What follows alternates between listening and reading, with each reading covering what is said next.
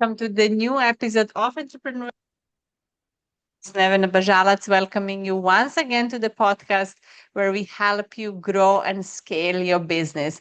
And today we're talking about one of the most important parts in business, and that's marketing. I'm very excited to have a special guest, Jennifer Christensen. She's a co-founder and CMO of Bacon Media and Marketing, and she's going to talk about her journey of how she started as an entrepreneur and how she helps so many businesses grow as well with her marketing strategies. Jennifer, welcome to the show and thank you for being here today. Thank you so much. Thank you for having me. I'm excited to be here. Yeah, same here. So, Jennifer, I read your bio. I know a little bit about your background, but I would love if you share your journey. You started in your early 20s. So, have you ever always been passionate about marketing? How did this started for you? Yeah, I've always been passionate about building, I would say building and growing things. So long before I knew I was passionate about marketing, I was passionate about that.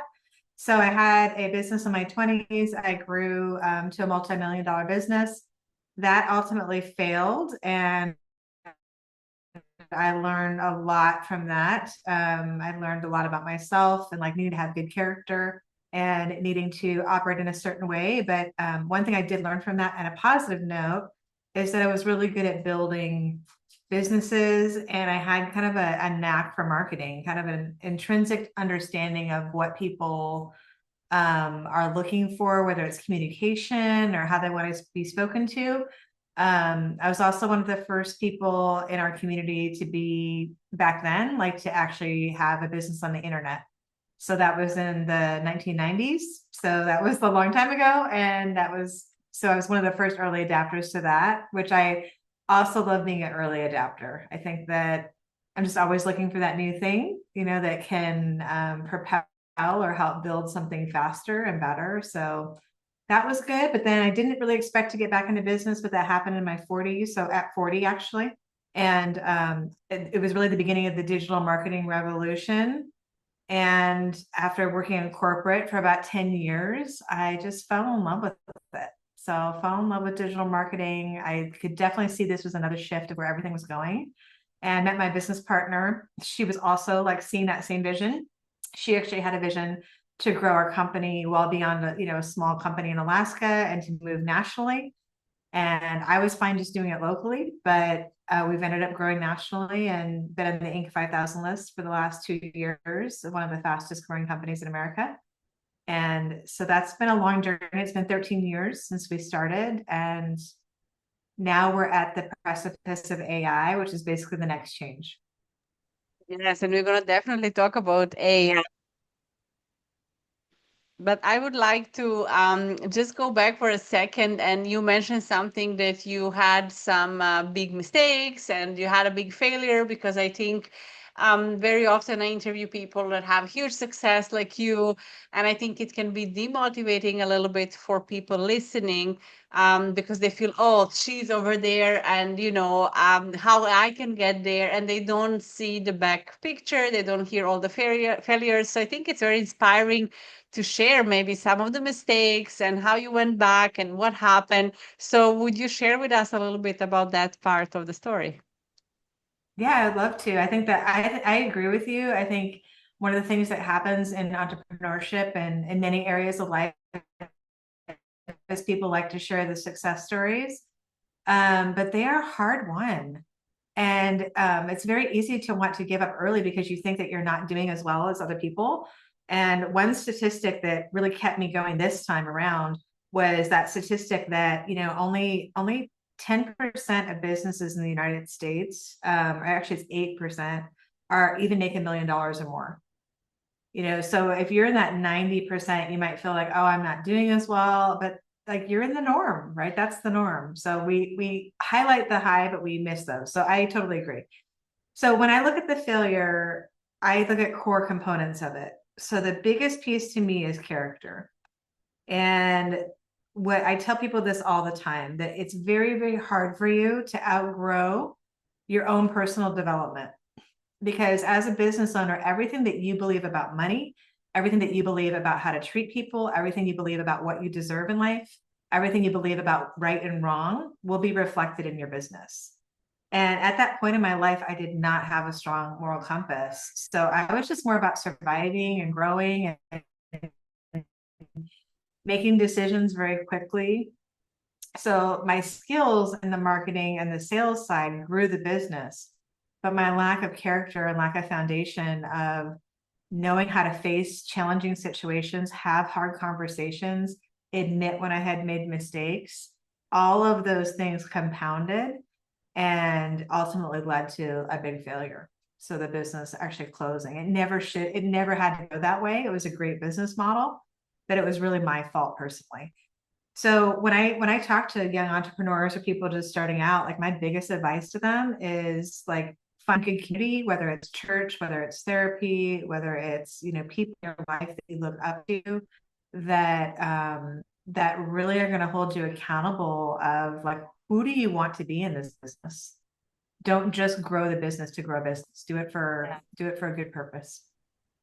Yeah, I love that message actually. And like you say, it actually reflects us and where are we with our mindset, with our skills. So that's a wonderful way to look at it. And it's challenging. I think our ego can stay on the way, and it's staying on the way very often. Sometimes we don't want to admit where our weaknesses and where we are actually. So that's really, really interesting. So a lot of our listeners are startups, medium-sized businesses, and a lot of them are feeling maybe very overwhelmed with AI, with technology, and everything that's developing that looks so fast for us. It's actually not fast. It's been happening for a long time, but we see the implementation now, and it's coming there. So, what would you say to business owners who feel maybe overwhelmed with everything that's happening with AI? How they should look at it, what should they maybe invest in to learn, what is their priority right now in the market?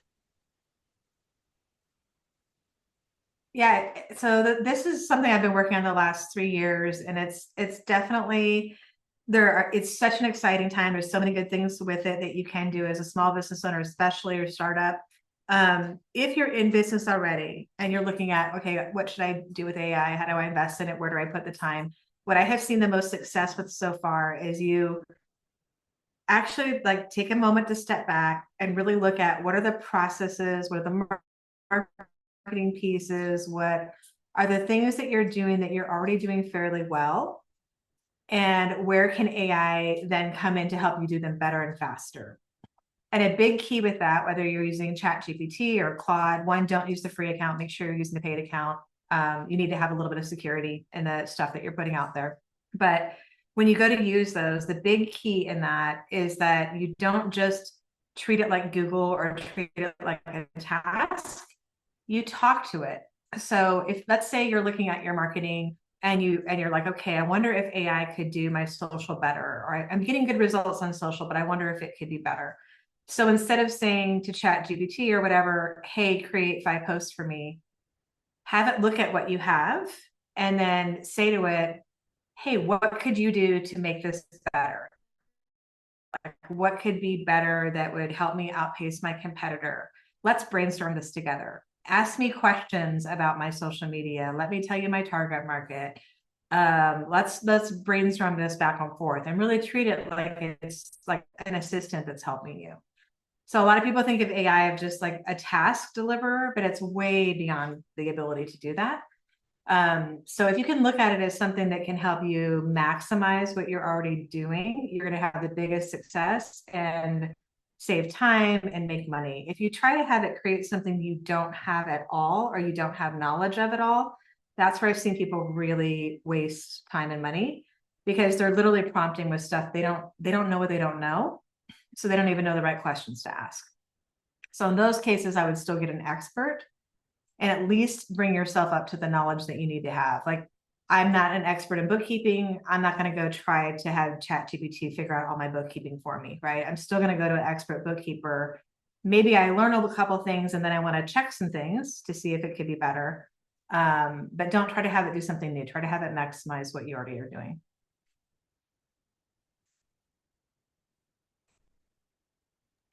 Yes, and I love that advice because I see that a lot of us, that when we started, we mostly ask questions and we use the AI, like you said, just to get some information. But it's a great insight that actually we can talk to it and let it review. It compares everything what's happening online, and it really can. I mean, it's such a great tool because it can help so much, in your laptop. You don't have to pay, I don't know how much, for some expert to review something for you, or you can get a content so fast, and it can actually produce very good content. So to which Okay. extent you feel AI is taking over marketing? Which area you think it's doing very well, and which area are still, experts like you have to come in and support the clients and work on? Yeah, I mean, I think it's raising the level of everybody in marketing for sure. I mean, a lot of agencies are really struggling. We definitely had a tough year last year. And after growing so much and so quickly over a period of time. So we've had to refocus as well. And we're using it a lot internally where we can. So if we can speed up processes, if we can make things better, we're using it where we can. I don't believe it's going to take over completely. I don't think that's the goal. And I don't, but you have to look at when it can produce, like you said, content. So instead of doing, instead of hiring a marketing company to do, say, 4 pieces of content a month for $2,000, if you can hire, let's say the same marketing company, you still need marketing, you still need experts, people who are good at what they do. You could actually spend that $2,000 and produce 8 phenomenal pieces of content that can be distributed through video, that can be distributed through social, that are such higher quality, better level than what you were getting before. So I look at it like a value proposition. It doesn't mean you're not going to spend money on marketing. It doesn't mean you're not going to spend money on bookkeeping, on consultants, any of that. But what's the value that you're getting at a much higher level? Can you now compete with your competitors and spend less money and get more? You should be able to. So, and Yeah. I think agencies agencies that don't rise to that occasion and understand, like, they have to be able to deliver a better product faster, because that is what AI can do. Why wouldn't we do that? So I do think you'll have less people. I'm absolutely convinced you will have less people in the marketing world, but the ones that will be doing it will be at a much higher level. Yes, yes, they're gonna have to step up. We have to step up to, it's coming to our Yeah, skills. So, yeah, absolutely. And that's okay. I mean, that is the way that it works. And I have a very, back to what we're talking about in the beginning, I have a very moral belief that we should all be using AI, because if or learning about it, at least, understanding it, because I don't want the corporations to control everything that we're doing. I want, like, the average small business to be able to compete. And the only way that's going to happen is if there isn't a corporation of being able to use these tools and understand them. very interesting now with the Google summary and pulling information. Right before, it was the SOE that was coming on top, like you said, and we could never, even me in my consulting company, I could never compete to come on top of it because I never had a budget, to get there. And it was very difficult. And now, where you position yourself more as an expert and giving advice and you're present, actually AI can help you to put you out there and bring you in front of people organically, because you are the one that's standing out. And also, what I love about it is that it pulls out a lot of reviews from not just Google reviews, but forums and many places where you can literally see what a lot of people are talking about, the platform, product, services, so on. So it's a very interesting time and very interesting tool, for sure, for sure. So what's the most common mistakes, Jennifer, you see people doing, business owners, when it comes to AI and their marketing? Where are they making mistakes, and what should they avoid? Well, I think I'm seeing it more and more now, and it's like really, it's a little bit disheartening. So yes, it's an amazing thing to work with, but again, if you don't know what you don't know, you still have to have a level of knowledge to ask the right questions. So I do see people putting out a lot of content, whether it's LinkedIn, their website, other places where you can clearly tell that it's AI, it hasn't been reviewed. it's not giving that personal experience for people that are looking at it. So it's not going to produce good value. And you still have to do the work to be able to give good content and be able to answer the questions of your target market. AI is not going to do that all for you. It's not, if you think about it, if you just take a step back and go, okay, if everybody can do the same thing and put out the same content, like what makes me different? So you have to still take the time to really figure out like what your differentiator is, who you're trying to talk to. And actually the content needs to be way more personalized than it was before. So anybody who's trying to be a generalist with AI and content, like you're just not going to win. It doesn't rank well. People don't respond to it well. People want to know like you're understanding their problem and you're trying to solve that. And AI can make you, better. Like I said earlier, you can take what you're doing well and just make it better and better and better. But you still have to have like a product or a service that has value, and you have to be able to communicate that. So it's not like the bright shiny object that's going to suddenly make your business, if it's not a good business model, suddenly great. Yeah, thank you. That's a great advice. And somebody I read somewhere like we have to be the editors of AI, actually, of our content, proofread, check, do not just let it write. And also it's giving a lot of false information. Like ChatGPT still doesn't have a lot of data and it's not 100% reliable source. So you have to go out there, and even if it's helping you with your content, check and be like, is this the message I want? Is this the correct information we're giving? So yeah, I love that advice. So Jennifer, I love to ask this question to all of my listeners, sorry, to all of my guests who are entrepreneurs. If you can go back in time when building your business and there is one thing you wish somebody told you earlier that maybe helped you build business earlier or avoid some big mistakes, what is that thing that you would like you knew a bit earlier in your career? I mean, it really goes back to what I said earlier. I so wish that I had learned lessons, the easier way than the hard way, right? As far as having a failing business. So I really wish somebody would have taken me aside and like, been a mentor or like helped me understand how important it was to have mentorship and to have people that not only have gone before you in the business side, but in the personal side.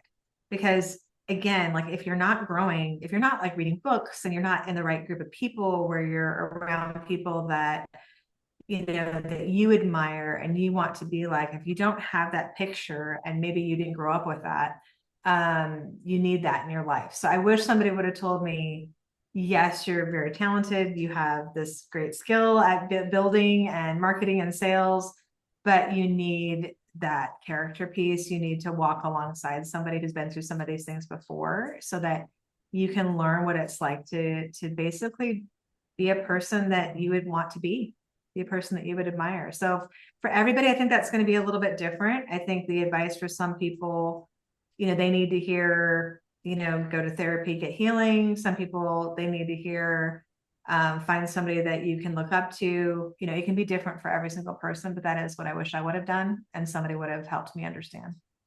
But it looks, I mean, you've done great. And sometimes we have to experience something to, to kind of wake up or get there. And, you obviously built something successful and then it didn't work out. So I want to wrap up the episode maybe. A lot of entrepreneurs actually start business or have a lot of ideas and a lot of them fail. And like we started the episode with, we don't talk so much about it. So how was it? What mindset or what put you back on track? Did you maybe lose belief in yourself, after the failure of the first business? What happened? And how, or maybe it happened for a reason for you to develop the mindset so you can run the successful business again. How was what was it that bring you through, and how was that phase of maybe feeling very low, of course, like we all feel, like if we lose or don't succeed in something, to come back and really have that strong belief in yourself that we need for success? Yeah, I think I'm going to address that a little bit differently because this time around, there's still been a lot of failures along the way, and that is owning a business. Like there will be multiple failures. Like just it's okay. Like that is normal. And especially in the world that we're in right now, part of it is just understanding that so much of what happens in business these days is testing the market. So it really doesn't matter whether you test the market and it's a failure or it's a success. It's that you're constantly testing. And you can't take that personally. You're basically you're just putting yourselves in a position of, okay, I have this idea. I really believe this is going to be great. This is what I want to offer to the world. And you're trying to imagine how people are going to receive that. And it's 99% of the time not going to be the way you think it's going to be. So the encouragement I would want to give is like when you have that, feedback, like, hey, that's too much money, or that's not the thing I care about, or like you're not solving my problem, whatever your business is, or I don't like the style of that if it's that type of business. Your ability to dig in and get information and really listen to people, listen to your customers, and hear what they have to say. So you can build on that. That is what's going to get you to success over and over and over again. Like the failure doesn't define you. The failure is not about, in a typical business, not what I was talking about in the beginning, but in our business now, every failure is a learning piece. And you go, okay, like what, is that something like, I don't want that type of customer? Yeah, I don't work well with that type of customer. Or is that, hey, they really gave us good feedback that we need to hear and improve on? And so basically you have to have a strong enough sense of who you are that you're not just going to crumble by that.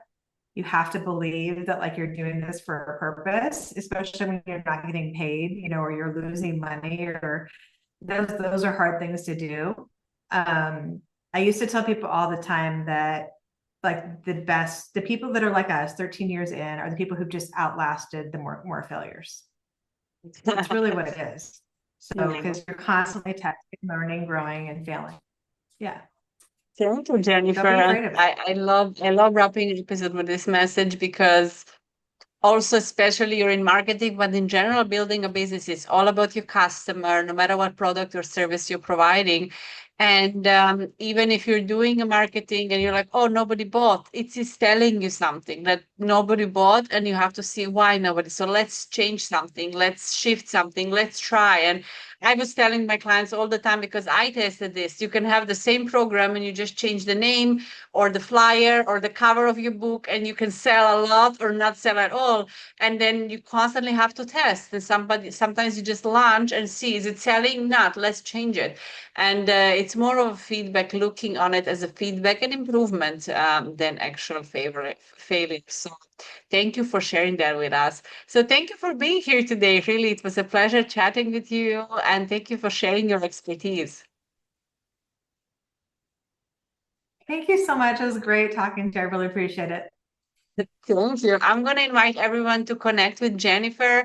You have all the descriptions below of the episode. Make sure to share this episode with at least one person that can benefit from it.